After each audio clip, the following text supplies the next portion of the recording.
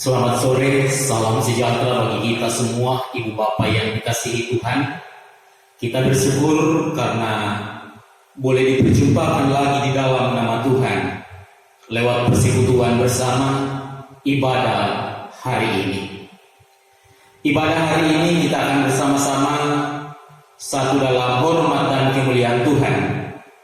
Dan yang menjadi keluarga penghimpun dalam ibadah saat ini adalah keluarga Bapak Tadius Rumbi. Kebaktian rumah tangga digabung dengan persekutuan perempuan. Karena itu saudara-saudara yang dikasihi Tuhan, mari kita nyatakan hormat dan kemuliaan nama Tuhan dari nyanyian rohani nomor 4. Dan saya undang kita berdiri. Nomor 4, Kudus, kudus, kuduslah Tuhan. Kita akan nyanyikan bersama.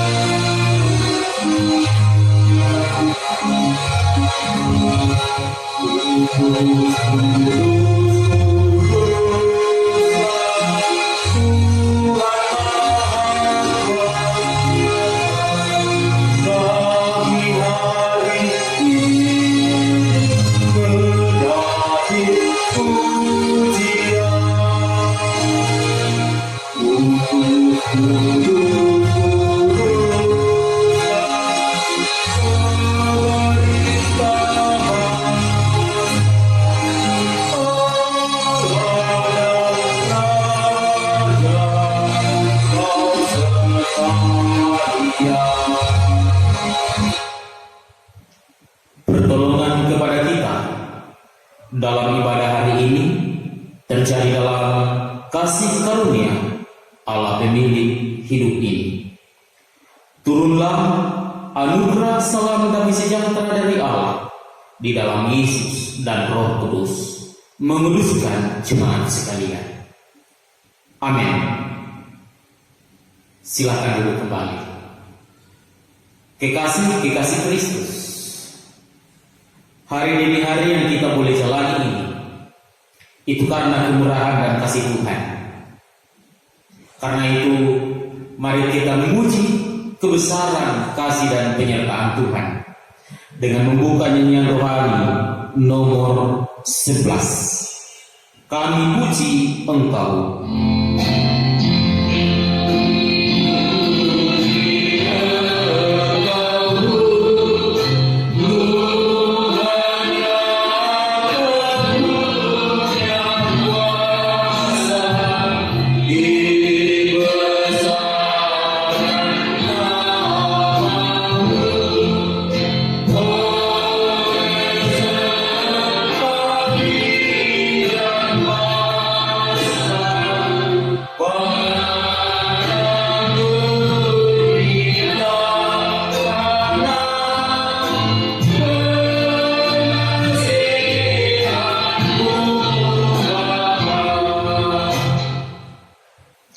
Mari bersama kita satu hati untuk membaca dan merenungkan firman Tuhan. Dan terlebih dahulu, mari kita berdoa. Kita berdoa. Tuhan Yesus, sore menjelang malam ini, kami akan merenungkan lagi firman-Mu dalam ibadah kebaktian rumah tangga dan persekutuan perempuan oleh keluarga Bapak Tadius Rumbi yang telah menghimpunkan kami. Layakkan kami semua sehingga kami mengerti memahami firman-Mu untuk boleh mempraktekannya. Tuhan Yesus, berfirman-Lah, kami sudah siap dari rumah kami masing-masing beribadah hari ini. Amin. Kekasih-kekasih Kristus, kita akan merenungkan bahagian firman Tuhan pada saat ini dalam kebaktian rumah tangga di Rantekan PPR. Saya masih tetap mengambilnya dari kitab Kejadian. Kitab Kejadian pasal 3 yang akan kita baca dan renungkan pasal 3 ayat 1 sampai ayat 6. Bunyi Kejadian 3 ayat 1 sampai 6 adalah sebagai berikut. Adapun ular ialah yang paling cerdik dari segala binatang di darat yang dijadikan oleh Tuhan Allah.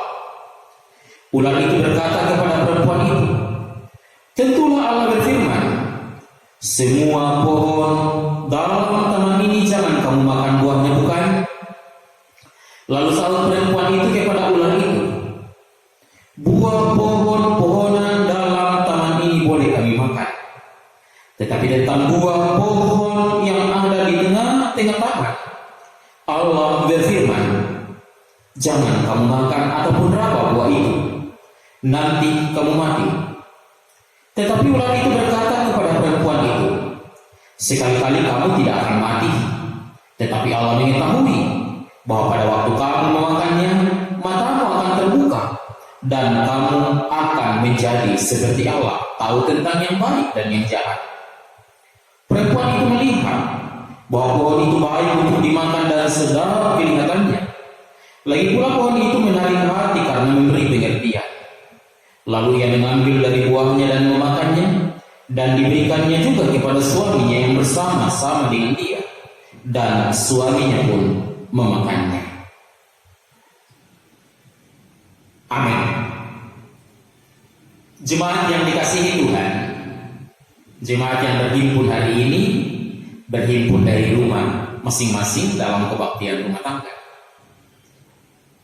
Kita semua tahu dan kita semua sudah pernah melihat apa yang namanya remote. Remote di televisi punya remote, AC punya remote, kipas angin juga ada yang sudah punya remote, fungsi kontrol. Ketika ibu bapak menonton di layar televisi, ketika saudara akan mengganti siaran atau channel, tinggal tindis remote dari tempat yang jauh, maka siaran televisi channelnya akan berpindah. Tidak usah memencet televisinya, tetapi tinggal di tempat saja sudah bisa dengan jarak sekian meter. Bahkan ingin memperkecil atau memperbesar volumenya, tinggal tindis remote-nya, tidak usah maju untuk tekan televisinya untuk aturan volumenya, tinggal di tempat remote cari. Remote membantu kita untuk memindahkan channel ataupun yang lainnya, misalnya menaikkan volume, mengurangi volume, atau layarnya dan seterusnya, warna ketajamannya. Intinya bahwa televisi akan menyala dan siaran akan berganti, misalnya sesuai dengan kemauan sang pemilik televisi tersebut. Tinggal ditindis, strak, berganti. Jadi televisi berganti, televisi menyala, televisi mati. Itu tergantung dari sang penonton, si penonton. Dia akan berpindah tayang, berpindah channel, itu juga tergantung dari kemauan si penontonnya atau si pemilik TV. Bapak Ibu Saudara yang dikasihi Tuhan, berbeda dengan manusia ketika Allah menciptakannya. Allah menciptakan manusia tidak sama seperti televisi yang bebas diremote oleh sang pemiliknya. Mau dipindah ya dipindah oleh pemiliknya, tidak ya tidak. Allah menciptakan manusia bahwa tentunya tidak sama televisi. Allah akan meremote manusia. Makan, kalau Allah bilang makan ya makan, Allah bilang tidur ya tidur, ya tidur.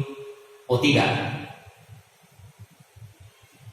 Karena Allah menciptakan manusia tentu dengan kebebasan, dalam tanda kutip kebebasan yang bertanggung jawab. Jadi yang menentukan Bapak Ibu mau makan ya Bapak Ibu sendiri, bukan Tuhan. Yang menentukan Bapak Ibu mau tidur ya bukan Tuhan, tetapi ibu bapak sendiri mau tidur ya terserah ibu bapak. Termasuk dalam hal pilihan-pilihan hidup. Kecuali hidup dan matinya manusia tentu ada di tangan Tuhan. Nah, saudara yang dikasihi Tuhan, Allah memberi kebebasan kepada manusia. Apakah manusia mau taat setia pada perintah Tuhan di Taman Eden atau tidak? Itu tergantung pada manusia yang ditempatkan di Taman Eden dalam kitab Penciptaan, Kejadian pasal 3. Sekali lagi, Allah menciptakan manusia tidak sama seperti televisi bebas diremot oleh Tuhan, dikendalikan oleh Tuhan, tidak. Tetapi itu tergantung dalam perjalanan hidup manusia dalam berbagai perjalanan. Kecuali yang saya katakan tadi, hidup dan mati itu ada di tangan Tuhan. Nah, bacaan kita pada saat ini, kisah kejatuhan manusia ke dalam dosa berdasarkan kitab Kejadian pasal 3, menjelaskan hal itu ibu bapak, bahwa manusia jatuh ke dalam dosa bukan karena memang sudah disetting Allah dari awal penciptaan, tidak, tetapi karena manusia yang tidak mampu mengendalikan keinginan hatinya, atau manusia yang tidak mampu lagi taat dan setia menjalankan perintah Tuhan.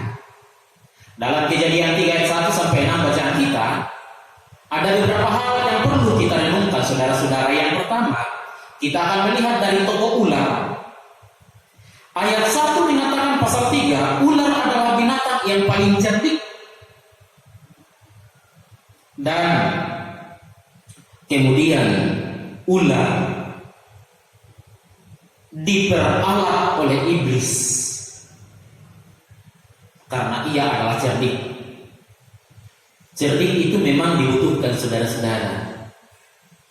Tetapi cerdik harus disertai dengan rasa tulus, seperti yang dikatakan oleh Yesus, cerdik seperti ular, tulus seperti merpati.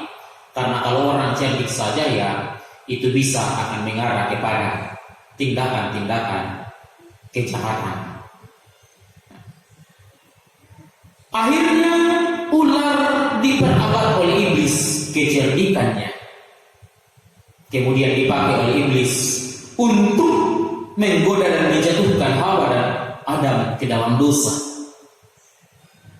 Ular memanfaatkan kecerdikan, iblis memanfaatkan kecerdikan ular, dan juga memanfaatkan situasi saat itu. Saudara-saudara yang dikasihi Tuhan, ular dalam bacaan ini juga mengutip Alkitab. Janganlah dalam bacaan kita, tentulah Allah berfirman, semua pohon dalam taman ini jangan kamu makan buahnya, bukan? Baik ular maupun Hawa, ya mereka mengutip Alkitab, tetapi kutipan mereka ditambahi, ada yang dikurangi juga. Itu berarti mau mengatakan refleksinya yang pertama, ibu bapak, orang mengutip Alkitab belum tentu sikap hidupnya, motivasi hidupnya benar dan tujuannya benar. Ular dalam bacaan kita juga mengutip firman Tuhan, tetapi motivasinya yang salah, yaitu ingin menjatuhkan ciptaan Allah, Adam dan Hawa yang baik itu jatuh ke dalam dosa. Nah, karena itu saudara yang dikasihi oleh Tuhan kita Kristus Yesus, ini pun menjadi perenungan yang indah bagi kita semua. Jangan sampai kehidupan kita diperalat oleh iblis, atau kecerdikan kita kemudian dipakai oleh iblis untuk merusak kehidupan di dunia ini. Banyak yang kita saksikan kecerdikan memanfaatkan situasi kita dengar bulan-bulan kemarin, awal-awal COVID, karena kecerdikan orang-orang tertentu, mereka cerdik menyimpan masker sebanyak-banyaknya untuk kemudian dijual dengan harga yang mahal. Memanfaatkan situasi, borong masker, tentu motivasinya keliru. Ada orang situasi karena kecerdikannya, sembako yang dibantuan langsung tunai yang seharusnya untuk orang miskin, katanya ada yang entahlah gimana. Nah, Bapak Ibu Saudara yang dikasihi Tuhan, karena itu tentu menjadi perenungan yang indah bagi kita. Jangan sampai kehidupan kita diperalat oleh iblis. Hidup ini harusnya menjadi alat untuk damai sejahtera Tuhan. Yang kedua, mari kita lihat Hawa. Awalnya Hawa tidak tergoda oleh rayuan gombalnya ular dalam bacaan ini yang diperalat oleh iblis. Hawa tidak tergoda, bahkan Hawa juga mengutip Alkitab, walaupun kutipannya ada yang salah karena ditambahi. Di dalam Kejadian pasal 2 ayat 16, Allah hanya katakan jangan makan, Hawa menambahinya makan dan tidak diraba. Manusia juga seringkali seperti itu. Jadi Hawa ini tahu firman Allah, ia mengutip firman Allah, tetapi pada akhirnya bacaan kita mengatakan akhirnya ia tergoda. Bapak Ibu Saudara yang dikasihi Tuhan, ini menarik kalau kita perhatikan bahwa kalau kita memperhatikan kalimat di ayat 6, di situ dikatakan bagian-bagian awal, perempuan itu melihat bahwa pohon itu baik untuk dimakan, dan kelihatannya sedap kelihatannya. Dari pandangan mata turun ke hati, dan akhirnya tindakan mengambil, memakan, melanggar perintah Tuhan. Dari mata turun ke hati. Apa yang terjadi? Ini kemudian membuat manusia jatuh ke dalam dosa. Selain sedap kelihatan, enak dipandang mata, juga ayat 5, rayuan gombal iblis mengatakan kamu akan sama seperti Allah. Akhirnya Hawa tergoda keinginan untuk sama seperti Allah, ingin menyamai Allah, dan disinilah letak kejatuhan manusia, ingin sama seperti Allah. Dan itu tidak mungkin. Manusia ciptaan Tuhan bisa sama dengan sang penciptanya. Itu tidak mungkin. Nah, karena itu saudara yang dikasihi Tuhan, mungkin dalam kehidupan ini ada juga banyak orang yang ingin selalu ingin menyamai Tuhan, mengganti posisi Tuhan dalam kehidupan mereka. Mengganti posisi Tuhan. Mengganti posisi Tuhan, kehendaknya lah yang harus jadi. Otoritas dia. Itu artinya mau menempatkan posisinya dalam kehendak Tuhan. Hati-hati. Ini pun berbahaya, dan Hawa menjadi teladan indah bagi kita untuk tidak berbuat seperti itu. Termasuk tokoh yang ketiga, Adam, tidak menjalankan fungsinya dengan baik sebagai kepala keluarga. Ketika ayat 6b dikatakan Hawa memberikan kepada suaminya pun mengambilnya dan memakannya. Apa yang terjadi saudara yang dikasihi Tuhan? Pasangan suami istri, keluarga perdana yang ditempatkan Taman Eden pucat ke dalam dosa. Lebih mengikuti keinginan hati daripada setia dan taat menjalankan apa yang Tuhan inginkan. Jangan kamu makan buah yang sudah dilarang. Bukan persoalan buah apa, tetapi persoalan apakah kita taat dan setia menjalankan perintah Tuhan. Allah sudah menyediakan ada begitu banyak jenis makanan untuk dikonsumsi di Taman Eden. Hanya satu yang tidak boleh dimakan, tetapi manusia lebih cenderung ke yang satu itu, melanggar perintah Tuhan. Karena itu jemaat yang dikasihi Tuhan, akibatnya apa? Manusia pertama, pasutri pertama, pasangan suami istri pertama diusir dari Taman Eden. Taman kesukaan Eden, taman kesukaan. Menjadi pelajaran berharga bagi kita semua. Akibat dosa, mereka diusir dari Taman Eden, taman kesukaan.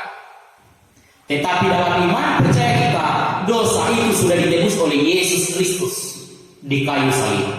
Karena itu tugas dan tanggung jawab kita menjalani hidup, mengisi hidup ini dengan baik dan benar, karena Yesus sudah menebus dosa kita. Mari hidup merdeka dari dosa. Jangan diperhamba oleh keinginan hati, tetapi mari hidup dalam perkataan dan firman Tuhan, taat dan setia. Amin. Jemaat yang dikasihi Tuhan, mari kita bersama-sama mensyukuri kasih karunia Allah. Karena firman-Nya boleh diperdengarkan, dan kita membuka Kidung Jemaat 133. Kita akan menyanyikan Kidung Jemaat 133 sambil kita diberi kesempatan untuk membawa buah-buah iman percaya kita kepadanya. Kita menyanyikan jiwa puji Raja Surga.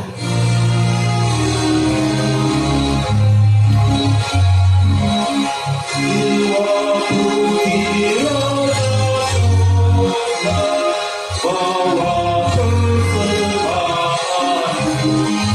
membagi tebusnya Tuhan sampai hidup seluruh. Puji Raja Tuhan Juru Selamatku. Kita akan bersama-sama satu dalam doa syafaat. Dan dalam doa syafaat ini kita akan mendukung bersama-sama kehidupan Bapak Tirsa yang telah menjadi keluarga penghimpun saat ini. Juga kita akan mendukung hidup dan kehidupan pekerjaan mereka, khususnya di tengah-tengah situasi pandemi COVID-19. Dan tentu kita akan mendoakan anak kekasih Tirsa dan juga orang tua keluarga dan salah seorang keluarga mereka yang sedang dalam kelemahan tubuh. Mari kita berdoa. Terima kasih Tuhan Yesus, firman-Mu boleh kedengaran, dan biarlah kami taat setia menjalankan firman-Mu. Berkati hamba-Mu, keluarga besar Bapak Tadius Rumbi yang telah menghimpunkan kami. Berkati rumah tangganya, istri dan anak kekasihnya. Hidup mereka penuh dengan kelimpahan di dalam nama Tuhan. Kami berdoa jadikan mereka rumah tangga yang bahagia, yang selalu mempermuliakan Tuhan dalam hidup mereka. Di masa-masa wabah pandemi COVID-19, tentu juga berpengaruh buat kehidupan keluarga Bapak Tadius Rumbi dari sisi pekerjaan. Tetapi kami percaya Tuhan tidak pernah meninggalkan keluarga Bapak Tadius Rumbi, karena itu Bapak berkati. Sehingga meskipun berada dalam pandemi COVID-19, tetapi hidup dan kehidupan Bapak Tadius Rumbi dan sekeluarga, kebutuhan mereka tetap tercukupkan di dalam nama Tuhan. Berkati rumah tangga mereka, kebutuhan mereka selalu dipenuhi di dalam kasih Kristus. Anak kekasih mereka Tirsa yang sudah dewasa, berkati dalam masa mudanya menjadi pemuda Kristus yang berhikmat bijaksana. Terlebih khusus ketika ia menunaikan tanggung jawabnya sebagai pendidik di sekolah Tuhan berkati, ia akan menjadi pendidik yang baik.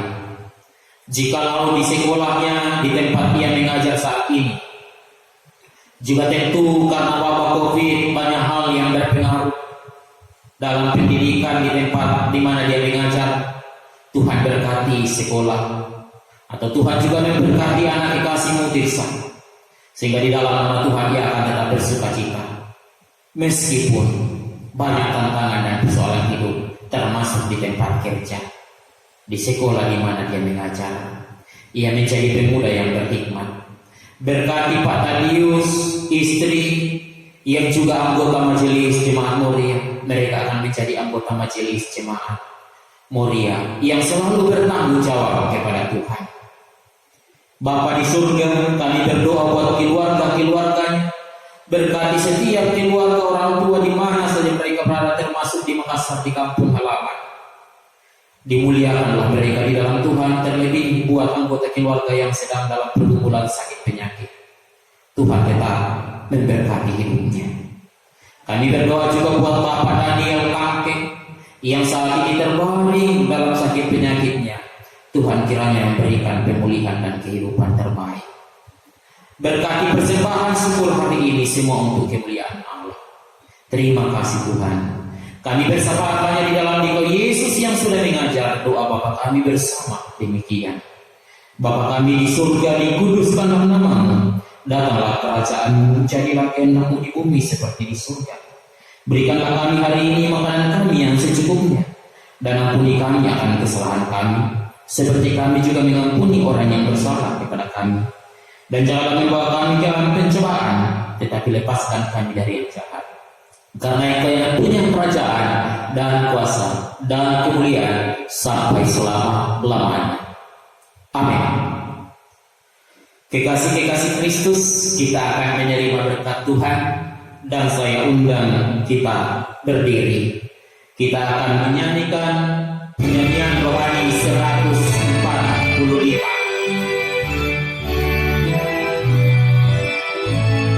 Sertai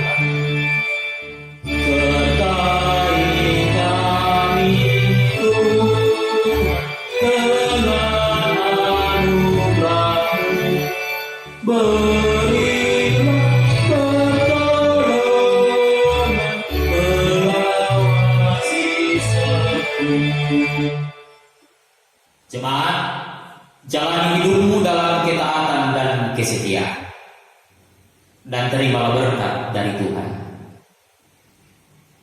Damai, sejahtera dan kasih Allah di dalam Kristus dan Roh Kudus menguduskan keluarga Pak Tadius Rumbi, istri dan anak-anak, menuntun mereka keluar masuknya dari rumah mereka, memberkati kehidupan mereka, memberkati kehidupan jemaat dengan penuh damai sukacita sekarang dan selamanya.